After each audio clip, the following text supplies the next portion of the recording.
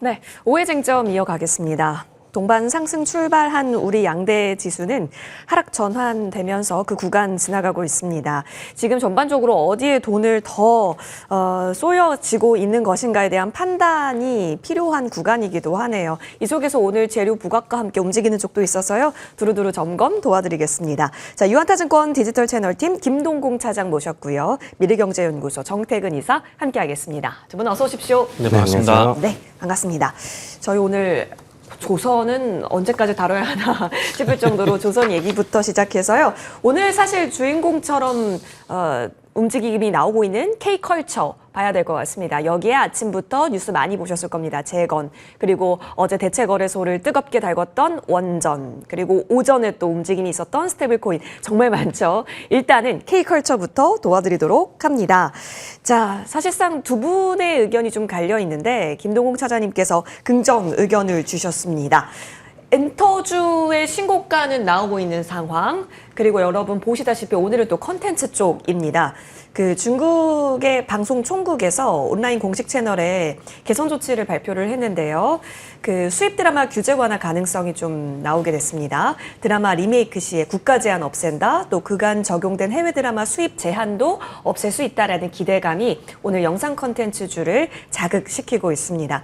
사실 너무 그동안 소외됐었던 쪽인 것 같은데 최근에는 이렇게 중국과 관련한 정책, 중국에서 안 한다라고 하면 반사수혜적인 움직임으로 시장이 좀 펼쳐지고 있는 가운데 지금 이 재료는 어느 정도 파급력으로 보세요? 일단 사실상 기대는 맞아 보이는데요.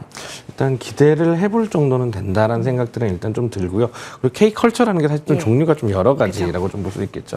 근데 이번에 어떤 중국의 이제 영상 총국에 관련된 이야기들을 좀 생각을 해본다라고 하면은 그동안 이제 편성들이 안 됐던 것들을 이제 좀 편성을 이제 수입 드라마들에 대해서 해주겠다라는 이야기들이 일단 좀 나온 것이기 때문에 여기에서 이제 좀 우리나라 제작사들이 좀 들어갈 수 있을 거다. 그렇다면 그건 역시도 일단 좀 상당히 긍정적인 흐름으로 좀 볼 수는 있을 것 같습니다. 다만 뭐 그냥 단순하게 지금 현재 영상 콘텐츠 쪽들이 오늘이 대부분 다 올라오고 있는 모습들이 나오고 있는데 결국 뭐가 들어가는지 봐야 되고 시청률이 얼마가 나오는지 또 봐야 되겠죠.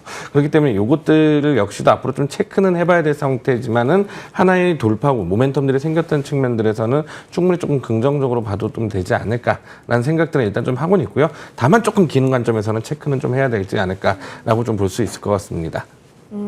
알겠습니다. 사실 근데 오늘 또 새롭게 부각받은 쪽이 엔터 쪽에서는 노머스 이런 종목인 것 같고, 그리고 워낙 연코는 움직였던 종목이 캐대현 국한 쪽이었는데 전반적으로 좀 확산이 되고 있어 보이기도 합니다. 그러면 기대감을 작용시킬 수는 있는 구간이라면 오늘 움직이는 종목 쪽에서는 압축해 볼 필요는 있어 보인다라는 의견이세요? 오늘 이제 압축을 한다면 엔터주 쪽으로 일단 좀 집중을 해야 될 것 같고요. 예. 사실 이제 K컬처라는 것에 대해서 긍정이라는 평가를 좀 드렸던 배경에는 사실상 엔터주라는 것들이 한 축이 가장 큰 축을 작용하고 있다라고 생각을 했기 때문에 일단 좀 그 거기에 대해서 일단 좀 긍정적으로 좀 드렸다라고 좀 제 의견들을 좀 말씀드려보고 싶고요. 그리고 오늘 이제 뭐 웹툰 관련주도 최근 요 며칠 좀 움직이고 있는 모습들이 일단 좀 관찰이 되고 있는데 일단 지난주 후반부에 좀 큰 이슈가 일단 좀 하나 나왔었거든요. 그것들은 뭐냐면 이제 네이버 웹툰의 모회사 이제 웹툰 엔터테인먼트가 월트 디즈니와 이제 협업을 할 것이다. 그래서 이제 우리가 흔히들 알고 있는 마블의 캐릭터 뭐 어벤져스, 스파이더맨 이런 것들을 웹툰의 세로 스크롤 형식으로 일단 만들어서 서비스를 할 거다라는 이야기들이 나왔었거든요. 근데 여기서도 조금 한 가지 좀 살펴봐야 되는 것들은 직접적으로 수혜가 되는 것들은 무엇일까를 좀 생각을 해봐야 될 필요성들이 있어요. 그 소위 얘기하는 웹툰을 제작하고 있는 제작사들이 지금 전부 다 지금 좀 올라오는 모습들까지 과였었는데 과연 이번 이슈에서 이 디즈니의 웹툰에 이제 이 제작사들이 제작을 할 것이냐라는 관점대로 보면 그건 또 아니거든요. 그렇다면 이제 관련주로서의 흐름들은 좀 받아볼 수는 있겠지만 여기에서 좀 긍정적으로 직접적인 매출들이 발생할 수 있는 것들은 결국 네이버가 될 것이고 그리고 또 하나 본다라면 유료 결제 플랫폼들을 운영하고 있는 이제 MBT까지는 일단 좀 관심은 가져볼 필요성들이 있을 것 같고요. 그리고 엔터주들 같은 경우는 이제 너무 많이 좀 자주 말씀을 좀 드렸었기 때문에 간략하게만 일단 좀 말씀을 좀 드려본다라고 하면은 이제 하반기에 일단 결국은 이제 컴백하고 있는 아티스트들에 대한 일정들을 좀 체크를 해볼 필요성들이 있을 것 같습니다. 그리고 앨범들을 내고 있는 사람들, 역시 아티스트까지 좀 체크를 해보신다라고 하면은 그리고 엔터주들 쪽에서는 오늘 주가에서 흐름도 그렇다시피 긍정적인 흐름들이 좀 나타날 수 있는 흐름들이 좀 되지 않을까라고 보고 있습니다. 그러면 YG 엔터 한번 봅시다. 사실 저희에게 탑픽으로 주셨고 상승률도 나쁘지가 않아요. 20% 넘게. 엔터주는 밀릴 때마다 늘 기회의 요인으로서 지금도 그렇다면 가능한지 사실 정말 파티는 하반기다라는 이야기가 있어서요. 일단 지금 YG에서는 가장 핵심 블랙핑크라고 볼 수 있는데 네. 이번에 컴백은 했습니다만 앨범은 그러니까 지금 아직 그죠. 안 낸 상태로 앨범 곧 낼 계획으로 잡혀 예. 있거든요. 근데 이 앨범이 들어오게 되면은 요즘 앨범들 같은 경우는 패키지라 그래가지고 같은 앨범에도 디자인이 다르다거나 이런 것들이 좀 많습니다. 그러면은 빌보드 200 쪽에서 앨범 판매 쪽에서 노래보단 앨범 쪽에서 강세를 보이고 있는 K-팝 아티스트들에 대한 흐름들이 이제 이번에도 지속이 된다라고 하면 과거 반복된다고 하면은 결국 지금의 컴백들보다는 결국 이 앨범을 낸 시점들부터가 출발이 될 것이다라는 관점들에서 아직까지는 좀 여력들이 좀 더 남아 있는 것들이 아닌가라는 관점들이고요. 그래서 조금 여전히 좀 긍정적인 관점들 가져보셔도 되지 않을까 싶습니다. 그렇다면 홀딩하면서 흐름은 또 지켜보겠습니다. 최근에 이제 중국 쪽에서도 콘텐츠 관련해서 좀 말랑말랑해지고 정책 드라이빙까지 웹툰이라든지 사실 이전부터 갖고 있었던 부분인데 그동안 눌려있다가 지금 현재 움직이고 있습니다. 흐름은 긍정 의견 정리해 주셨고요. 살펴보시죠. 자, 이어서 저희 큰 이슈로 가보겠습니다. 다음 쟁점이고요. 재건입니다. 정태근 이사님께서는 긍정, 김동공 차장님께서는 중립 의견 주셨는데요. 긍정 의견 듣겠습니다. 자, 러우 개전하고 3년 6개월이 지났습니다. 네. 참 징하죠. 그리고 우리 정태근 이사님께서는 이길 수 없는 싸움과 질 수 없는 싸움을 하고 있다라고 얘기를 했는데 네. 지금 사실상 어쨌든 첫 정상회담 추진이 이루어지고 있고 이제는 뭔가 가시권처럼 보여지고 있다라는 점에서 네네. 재료 사이즈를 다시 책정을 해봐야 될 것 같습니다. 근데 가장 최대 쟁점은 영토 재획정일 텐데 그 부분에 있어서도 우리가 우려를 하면서 이 관련주를 봐야 하는지 아니면 수급이 모였기 때문에 지금 현재 어떤 결론이 나와도 베팅 한다의 관점으로 바라볼 수 있는 것인지 네. 싶네요. 지금은 그냥 끝날 수 있다라는 관점에서 보는 게 맞다라고 생각을 해요. 네네. 그 제가 8월 14일 날 말씀드렸을 때 8월 10일 했을 때 결론이 안 나온다고 말씀드렸잖아요. 예. 말씀드렸는데 일단은 제가 드린 말씀대로 일단은 됐고 그리고 중요한 건 이 회담이 끝이 나고 난 다음에 트럼프의 어떤 의중이 상당히 많이 바뀌었다라는 거 이게 그 가장 큰 결론이라고 봐야 될 것 예. 같아요. 그동안 트럼프는 어떤 8월 15일 기점에서 어떤 얘기를 했었냐면은 절대 안보 보장에 대한 부분은 할 수 없다 얘기했었거든요. 자체적으로 해라. 우리 몰인이다. 이런 식이었는데 회담이 끝이 나고 나는데 그 입장이 바뀌었다라는 거죠. 그리고 젤렌스키도 열린 마음으로 푸틴을 볼 수 있다는 얘기를 하고 있는 상황들이고 그리고 어쨌든 뭐 이 결론에 대해서는 또 푸틴한테 이제 완전 넘기는 듯한 그런 얘기를 하고 있는 상황들이기 때문에 이전과 상황이 좀 많이 바뀌었다라고 보시면 될 것 같아요. 그래서 8월 14일 했던 얘기를 이어서 한번 말씀드려 보게 되면은 일단은 제가 말씀드렸던 부분들이 그때 핵심으로 말씀드린 부분들이 이제 앵커님이 말씀하신 영토에 대한 부분들인데 아시겠지만은 결론적으로 지금 현재 이제 푸틴 같은 경우는 크림반도를 육상으로 연결하는 그 작업만 마무리가 되게 되면 이제 끝이 난다고 볼 수가 있을 것 같아요. 그러니까 푸틴이 얻을 수 있는 명분은 다 얻었다고 볼 수 있고 이거를 승전으로 마무리할 수 있는 그런 기회가 있다고 좀 보고 있는 상황들이거든요. 그렇기 때문에 이 소위 말하는 크림반도 그리고 그 위에는 헤르손, 그 위에 마리우폴, 그 위에 도네츠크, 그 돈바스 지역 이 부분인데 이 부분에 대해서 얼마만큼 연결을 해 나가게 되면서 이제 젤렌스키와 트럼프가 양보를 할 것인가 이런 부분이 관건인데 지금 분위기는 영토 양보에 대한 부분도 할 수 있는 것처럼 이제 얘기가 나오고 있는 상황입니다. 예. 대신에 나토 가입은 안 되지만은 그에 준하는 안보 보장은 가능하다. 젤렌스키가 그동안 많이 얘기했던 부분들이 뭐냐면 1994년도에 안전 보장이라는 그런 협약을 맺었지만은 실질적으로 그런 부분이 없었다는 것을 상당히 많이 불만으로 얘기했었거든요. 근데 그런 부분에 대해서 보장하셨다는 얘기를 하고 있는 상황들이기 때문에 이 안보 보장과 영토 이제 회복 이 부분이 충돌이 나게 되는데 아마 이게 딜이 되지 않을까라는 그런 생각이 들어요. 그래서 지금 푸틴이 이제 돈바스 지역을 전부 점령하려고 하고 있는데 아마 그거는 쉽지 않다라고 봐요. 그러면 일부 그러니까 크림반도와 연결되는 그 일부는 아마 양보가 가능하겠지만은 그 이상은 안 된다는 거 보는 게 맞고 그리고 안보 보장을 무조건 해야 됩니다. 왜냐하면은 크림반도를 육상으로 연결하게 되면 러시아가 흑해 쪽으로 이제 또 나올 수 있는 그런 영역이 되고 그러면 유럽이 위협이 될 수밖에 없거든요. 그걸 방어하기는 안보 보장이 진행이 될 거라 보고 있는 상황들이고요. 그리고 지금은 결론적으로 미국보다는 푸틴이 좀 더 갑 위치에 있다고 보시는 게 맞는 것 같아요. 왜냐하면은 지금 어쨌든 미국은 아니 특히 트럼프는 중국을 제재해야 됩니다. 그러기 위해서 러시아함이 분명히 필요할 수밖에 없는 그런 상황이라고 봐야 돼요. 이걸 한번 예를 들어보게 되면은 과거의 냉전 시대 때 1970년대 닉슨 대통령이 이 러시아를 제재하기 위해서 중국과 손을 잡았던 경험이 있거든요. 그런 부분을 감안해 보게 되면 지금은 중국을 제재하기 위해서 러시아와 손을 잡을 수밖에 없는 그런 상황입니다. 그렇게 본다면은 푸틴이 지금 급할 게 전혀 없어요. 그렇기 때문에 급한 건 도리어 트럼프가 될 수밖에 없겠죠. 그렇기 때문에 이 종전을 일단 서두를 가능성이 있다고 봐진 상황들이고 아마 트럼프가 안보 보장을 제시하게 되면서 젤렌스키에 많은 양보를 아마 요구할 겁니다. 그래서 그런 식으로 진행이 되게 되면서 아마 종전 가능성이 좀 더 높아지지 않을까 생각이 드는데 갑자기 이제 뭐 국제방송이 돼버렸는데 어쨌든 끝날 가능성이 높다라고 판단이 들고 그러다 보니까 일단은 그 기대감에 의한 이제 관련 종목들 그러니까 푸틴과 트럼프가 회담을 진행하게 되면서 올랐던 종목들 TYM이라든지 전생건설로봇이라든지 SR7텍이라든지 이런 종목들 우선해서 일단은 보는 게 맞다라고 생각이 들고요. 그리고 어쨌든 끝날 가능성이 상당히 높아졌기 때문에 방금 말씀드린 종목들 외에 또 새로운 수혜주가 나오는지에 대한 부분들은 지켜봐야 될 것 같습니다. 그래서 혹시라도 그때 가서 새로운 수혜주가 나오게 된다면 그 종목을 빠르게 따라잡는 전략도 말씀 좀 드리고 싶네요. 근데 지난주에 얘기했을 때 네. HD 현대건설기계는 재건과 분리시켜서 볼 수 있는 종목이다라고 네네. 했는데 사실 어제 이슈 때문에 많이 내렸잖아요. 근데 네. 오늘 좀 되돌림이 나옵니다. 갭은 메꿀 수 있다라는 관점으로 혹시 진입도 가능해요?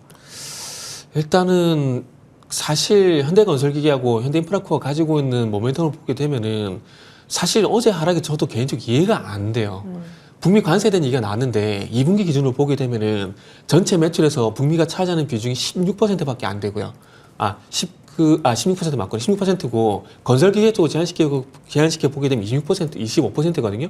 근데 이게 지금 북미 쪽 매출이 계속 줄어들게 되면서 동남아라든지 중남이라든지 아프리카 쪽 매출이 늘어나고 있거든요. 근데 그건 전혀 반영이 안 되고 어저께 밀려버리니까 상당히 저도 개인적으로 어이가 없는 상황인데 어쨌든 그래서 결론은 뭐냐면은 일단 어쨌든 북미 쪽에 대한 이 나왔던 리스크가 완전히 해소가 되는지 여부를 먼저 보는 게 일단은 중요하다라고 좀 말씀드려야 될 것 같아요. 왜냐하면 이슈의 우선순위 측면에서 봤을 때 어쨌든 현대건설기계, 현대인프라코어가 어떤 이슈에 영향을 받느냐가 중요한 거거든요. 근데 어제 하락을 보게 되면은 북미 쪽 이슈에 영향을 받고 있는 상황이기 때문에 요 북미 쪽 이슈가 해소가 되는지를 먼저 좀 봐야 될 것 같아요. 알겠습니다. 사실 재건주 볼 때 같이 껴서 설명해 네네. 주셨던 분들도 있는데 일단 거리감을 조금 두시네요. 오히려 네네. 이쪽은 북미 쪽 그리고 관세 이슈가 어느 정도 멈추고 나서 흐름을 네네. 좀 봐야 되는 쪽으로 언급 듣겠습니다. 자, 이어서 다음 쟁점으로 넘어갑니다. 전일 대체거래소 시장에서 애프터마켓에서 애구머니나 하셨을 겁니다. 원전. 근데 두 분의 의견이 부정은 안 보입니다. 긍정과 중립이어서 좀 편하게 주실 수 있을 것 같고 심지어 지난주에 우리 두 분 모두 두산 에너빌리티를 탑픽으로 공통으로 제시를 해주셨는데 두 분께 들을 얘기가 많을 것 같습니다. 차장님. 반색입니다, 무려 오시면. 네. 그 이야기가 조금 시장에서 충격이 있었던 것 같고 이제 SMR까지도 이제 우리가 로열티를 줘야 하느냐까지 전달이 된 상황이죠. 근데 이제 수익성보다는 수출 물량이 더 중요하다라는 관점으로 보면은 또 괜찮지 않냐라는 시각이 있는 건지 지금 해석을 시장에서 어떻게 하고 있는 걸까요? 몇 가지 팩트를 일단 말씀을 좀 예. 드리고요. 거기에 대한 추정까지 일단 좀 한번 말씀을 좀 네. 드려보도록 할게요. 사실 우리나라의 원전 표준 모델이라고 할 수 있는 APR 1400의 원천 기술은 미국의 웨스팅하우스께 맞습니다. 이걸 87년에 이제 한 4천만 달러를 주고 이제 기술 이전을 받았고요. 그리고 97년에 3천만 달러를 주고 웨스팅 하우스의 라이센스가 포함되어 있는 이 기술을 이 원전 APR 1400을 제3국에 판매할 수 있는 계약을 이제 맺은 상태예요. 다만 그 안에 조건들은 있습니다. 네. 이 원래 이것들을 수출할 때는 사전 승인을 받아야 되는데 일정 조건 하에서는 사후 승인을 받도록 해놨고 거기에서는 뭐 미국에 이제 핵 관련돼 있는 뭐 이제 원자력 협정 맺은 국가들한테만 뭐 할 수 있다. 이런 세부 조건들이 좀 있는 상태입니다. 때문에 원래 이제 그 원천 기술 자체가 웨스팅하우스에 있었던 것이기 때문에 실질적으로 이제 어느 정도 이제 거기에 대한 자재를 가져다 쓰고 있었던 모습들은 지난번에 있었던 UAE 아랍에미레이트 원전에서 똑같이 있었던 상태입니다. 근데 이것들이 이번에 일단 조금 부각이 됐던 이유는 로얄티에 대한 이야기들 때문인데 여기에 대한 히스토리도 일단 좀 생각을 한번 해볼 필요성들이 있을 것 같은데 얼마 전에 예전에 이제 기억을 조금 한번 작년으로 조금 되돌려 보신다라고 하면은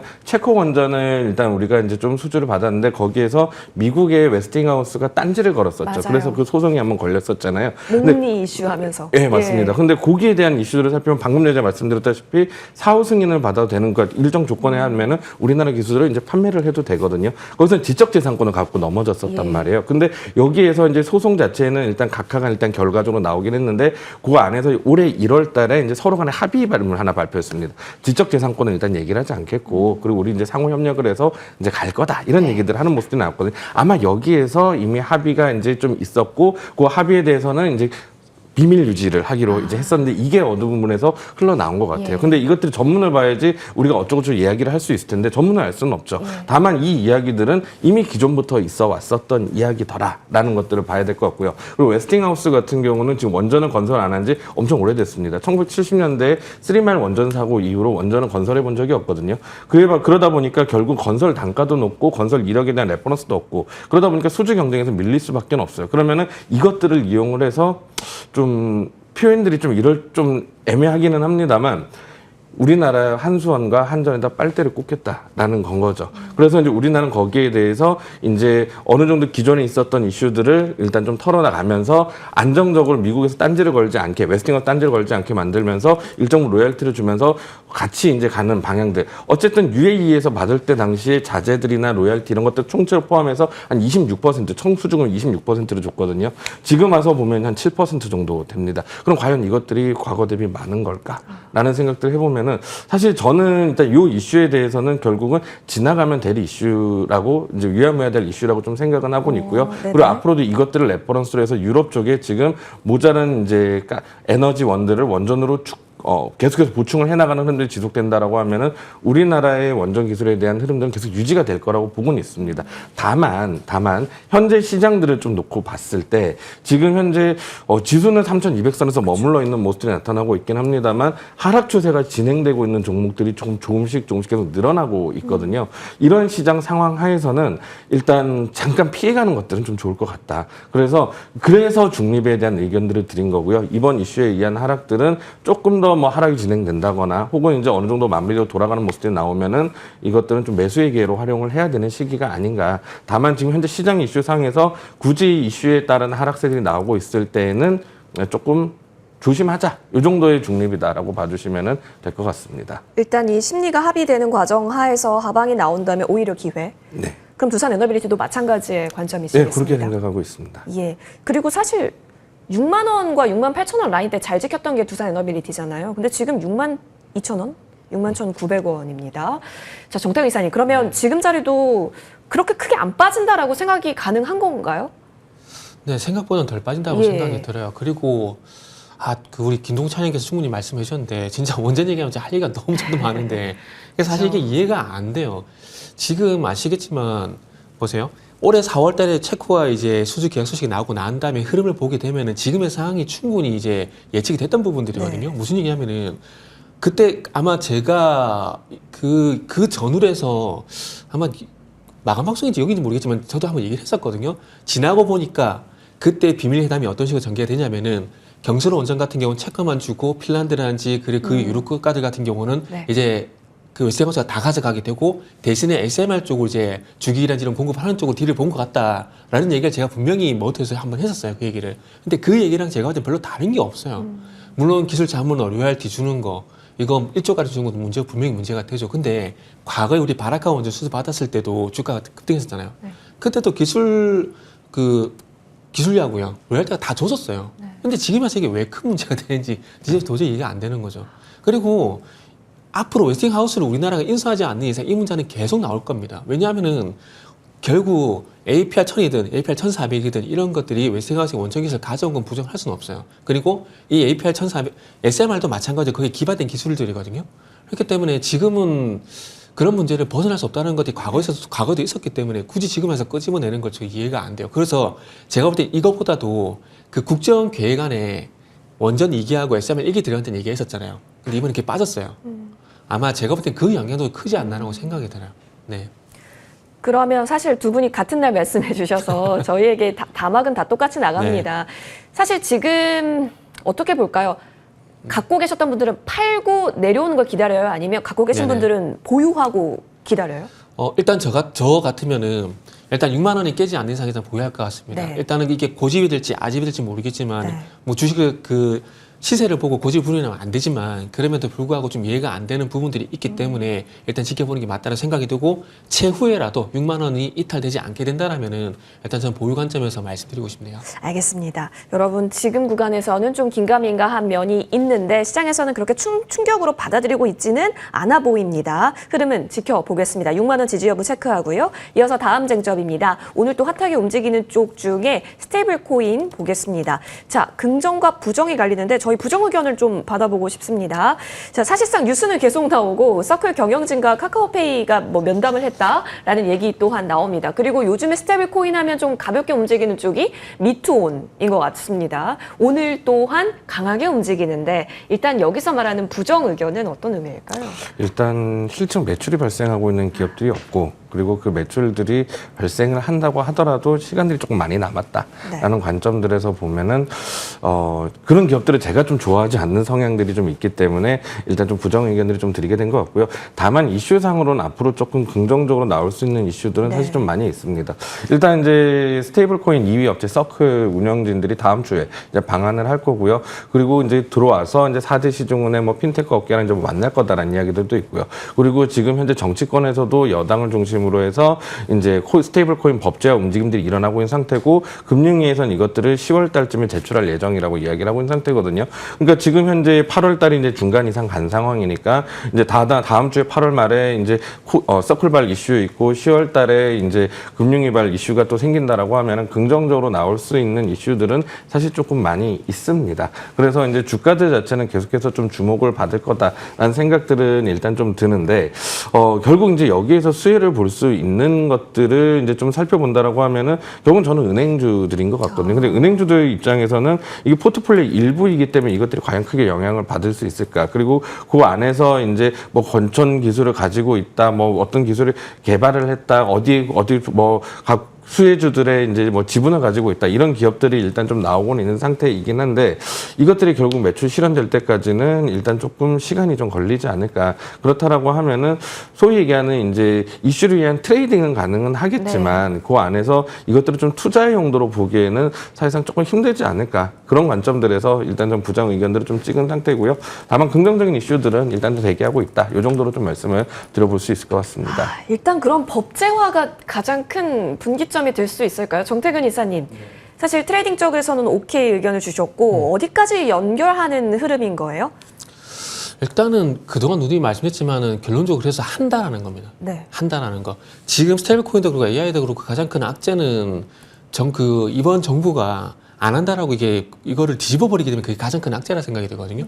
근데 어쨌든 결론적으로 한다라는 게 일단은 뭐 명확한 상황이고 그 관련돼 가지고 이제 좀 전에 차영이도 말씀해 주셨지만은 이제 금융에서도 이제 법안을 제출할 예정이고 그리고 이제 국내도 두 개 그 정치권에서도 스테이블 코인 법안 관련돼 가지고 위원회 회부가 된 상황입니다. 그러니까 여당, 야당 사이좋게 이렇게 제출된 상황인데 이게 공통점은 발행사의 자기자본 여건하고 준비자산 이상 보유, 분리관리, 그리고 외부감사 및 금융당국 신고, 공시의무 이거는 공통으로 이제 부합되는 부분이거든요. 근데 단지 차이가 뭐냐면은 이자 지급에 대해서 이제 차이가 좀 나더라고요. 네. 그러니까 여당 쪽은 안 된다. 그리고 야당 쪽은 이게 된다 안 된다 명확한 부분이 없어요. 그러다 보니까 된다라고 지금 해석을 하고 있거든요. 근데 이 이자 지급에 관해서 어떻게 이제 방해성이 나뉘냐에 따라서 그때가 아마 스테이블 코인의 어떤 시세가 더 갈 건지 말 건지가 좀 결정이 될 것 같아요. 지금은 어차피 뭐 실체 없는 기대감이라고 보는 게 저도 맞다라고 동의를 하고 있는 상황이고요. 그러면은 이게 만약 이자 지급이 안 되게 되면은 말 그대로 디지털 지급 결제 수단으로 이제 제한될 수밖에 없거든요. 그러니까 오프라인에서 예를 들게 되면은 저는 개인적으로 상품권과 별 차이가 없다라고 봅니다. 우리가 알고 있는 그 상품 같은 경우도 어쨌든 만약에 10만 원 얼마이다. 그럼 그거를 인정을 해주는 부분이잖아요. 그러니까 이게 온라인으로 저는 같다라고 생각이 돼요. 스테이블 코인 이자 지급 안 하는 방식이. 근데 만약 이자 지급이 된다. 그러면 수익형 금융 상품화가 되기 때문에 여기서 또 어떤 논란이냐면은 이게 화폐냐, 증권이냐, 또 이런 논란이 되는 거죠. 그래서 이런 것들의 어떤 조율이 필요하다 보니까 시간이 좀 걸리는 것 같아요. 걸리는 것 같고, 그렇기 때문에 시간이 걸리게 되면은 또 이제 시세가 죽는 게 아니냐라고 할 수 있는데, 뭐 맞습니다. 맞지만 그럼에도 불구하고 어차피 지금 많이 쉬어가고 있는 상황이에요. 그렇다면 이제 앞으로 이제 법안 발의가 되게 되고 이 법안의 논의가 진행이 되게 된다라면은 거기에 대한 기대감에 의해서 일단은 주간 다시 움직여줄 가능성을 상태 놓고 저는 개인적으로 말씀드리고 싶은 분이 이제 결제 플랫폼 결국 이쪽이 저는 갈 수밖에 없다 생각이 됩니다. 그러다 보니까 카카오페이라든지 네이버페이뿐만 아니라 증권 플랫폼이 가장 잘 되는 것이 거래 플랫폼이 가장 잘 되는 것이 증권사잖아요. 그렇게 본다면 앞으로 증권주도 저는 개인적으로 봐야 되지 않을까라는 생각이 듭니다. 네. 지금 많이 쉬고 있죠. 네네, 너무 쉬고 있죠. 10월에 아마 좀 이것에 대한 법제화 얘기가 나올 것 같다라고 얘기하는데 그 전까지 뭔가 이자 문제라든지 또 대기업이 발행하면 금산분리가 어떻게 저촉되는 거 아니냐라는 얘기가 나오기 때문에 그 전까지 합의 과정을 찾아나가고 있는 중으로 보여집니다. 하기는 한다면 이슈가 붙을 때 충분히 가능하다. 그리고 지금 쉬어가는 만큼 어느 정도 접근은 가능해 보인다 의견으로 정리하겠습니다. 자, 이어서 다음 쟁점으로 넘어갑니다. 와, 리튬 가격 때문인 것 같습니다. 자, 정태근 이사님, 사실 충분히 볼 수 있다라고 말씀을 주셨었고요. 네, 연일 지금 LNF 계속 가고요. 하이드로 리튬 뭐 계속해서 하이 찍고 있습니다. 뭐 봐야 될까요? 리튬 가격에 움직이는 거면 리튬주가 최고일까요? 일단은 리튬 포함한 소재 쪽 보는 게 좀 맞는 것 같아요. 그 어제 11시 방송에도 같은 질문을 받았었는데 일단은 그 팹의 배터리 쪽하고 장비 쪽은 좀 가기가 쉽지 않다. 그러니까 어렵다라고 생각을 하고 있습니다. 왜냐하면 결국 장비 쪽은 추가적인 설비 투자가 진행이 돼야 되잖아요. 예를 들게 되면은 과거 2023년도에 2025년도까지 북미의 증시를 진행한다 그런 얘기들이 나오게 되면서 뭐 하나기술, 윤성 FNC, 연송부들이 갔었거든요. 근데 지금 증설에 대한 부분들은 기대를 할 수 없다라고 저는 개인적으로 봐야 되기 때문에 그렇게 본다라면 리튬을 포함한 소재 쪽으로 좀 제한되지 않을까라고 생각이 듭니다. 그러다 보니까 이제 양극재, 음극재, 전해질 거기다 분리막 이쪽으로 좀 보는 게 맞다라고 생각이 들고요. 그리고 어쨌든 탈중국이 계속해서 진행이 되고 있다는 부분들, 그러니까 소재 쪽을 어떤 중국 의존도를 낮출 수밖에 없는 그런 상황들이거든요. 그러면서 이제 음극재 같은 경우 포스코 퓨처엠이라든지 이런 기업들 쪽으로 이제 돌아설 수밖에 없는 그런 상황이다 보니까, 그리고 이제 뭐 포스코 같은 경우 또 리튬 염호 또 확보가 된 상황들이잖아요. 그래서 그런 관점에서 보게 된다면 일단은 탈중국 이게 모멘텀을 보시면 될 것 같고, 그러다 보니까 더 이상 나빠지지 않는다는 그런 관점에서 보게 되면은 투자 심리가 예전보다 나아졌다라고 생각을 하고 있습니다. 그리고 리튬 가격이 또 오늘 확인해 보니까 오늘 최종적으로 제가 확인해 보니까 85,000 위안까지 갔더라고요.